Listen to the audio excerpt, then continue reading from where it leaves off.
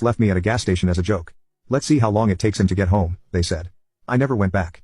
20 years later, they finally found me this morning, 39 missed calls. Part 1. I never thought I'd be sharing this story, but after seeing a TikTok about parents teaching their kids lessons, something in me just snapped. I'm 36 now, but I can still smell the gasoline and feel the hot summer air from that day 20 years ago. My parents, Gerald and Denise, were what you'd call tough love enthusiasts growing up. Everything was a life lesson, or a character building exercise. They'd do things like wake me up at 3:00 a.m. to mow the lawn because I forgot to do it the day before, or make me walk to school in the rain when I missed the bus, even though mom was heading that direction anyway. That July morning started like any other summer day. We were driving back from visiting my sister Sabrina at college, about 4 hours from home. I was in the back seat, half asleep, listening to my iPod. Dad needed to get gas, so we pulled into this middle of nowhere station off I-95. "Scott, go get me a coffee," Dad barked from the driver's seat. I dragged myself out, grabbed his cash, and went inside. The cashier was this older guy who looked half dead from the heat. The coffee machine was broken, so I had to wait while he made a fresh pot. When I came back out, the car was gone. At first, I thought they'd moved to a different pump. Then I noticed our beat-up Camry pulling onto the highway. I stood there, coffee getting cold in my hand, watching their taillights disappear. My phone buzzed, a text from Mom. "Let's see how long it takes you to get home. Consider this a lesson in problem solving." I tried calling. Straight to voicemail every time. After about 20 minutes, Mom sent another text. "Don't bother calling. Your father says you need to figure this out yourself. See you when you make it home." Here's the thing. This wasn't even the worst thing they'd done. 2 years earlier, they'd locked me out of the house in February because I got a C+ in chemistry. Maybe a night in the cold will help you focus on your studies. That time, I broke into our garage and slept there. They were pissed about the broken window, and made me pay for it with my McDonald's money. Standing there at that gas station, something just clicked, or maybe broke. I looked at the coffee in my hand, still steaming, and realized I was done. Just done. I had about $140 saved up from my summer job at the local pool. My backpack was in the car, but I had my wallet and iPod. I went back inside and asked the cashier where the nearest bus station was. "About 2 miles that way," he said, pointing. "You okay, kid?" "Yeah," I said, "just need to make a call first." I called my Aunt Lola, Mom's sister, who they'd stopped talking to years ago because she enabled bad behavior by buying me a phone when they took mine away. She picked up on the second ring. "They left you where?" What happened next is kind of a blur.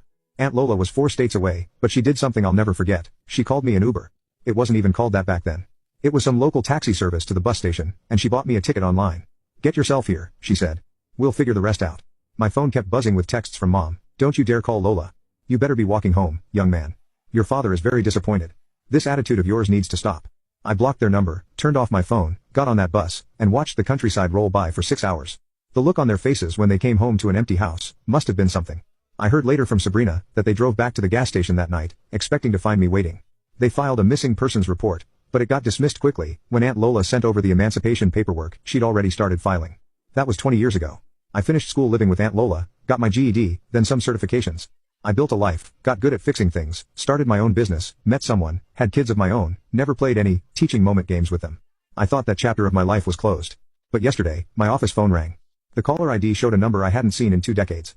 I didn't pick up, but they found me. And now I've got 39 missed calls and counting. Update: I never check my phone during meetings. It's a rule I've stuck to ever since I started my construction business. But when I walked out of the boardroom yesterday and saw 39 missed calls, my stomach dropped. Most were from numbers I didn't recognize, but 3 were from my sister Sabrina, who I haven't spoken to in 2 decades. For those who missed my first post, quick recap. When I was 16, my parents, Gerald and Denise, left me at a gas station as a joke to teach me independence. Instead of going home, I took a bus to my aunt's place, 2 states away, and never looked back.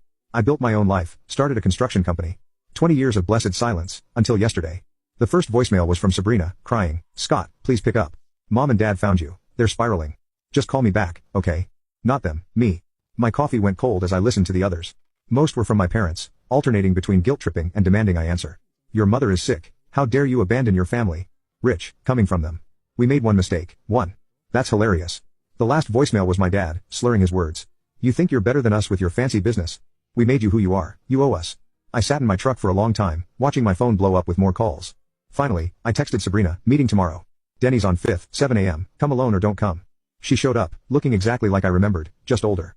Same nervous habit of shredding napkins. "They're losing the house," she blurted before even sitting down. "Dad's been gambling, Mom's maxed out their cards. They found your company website, and they want money." Now comment update to tag you on part 2.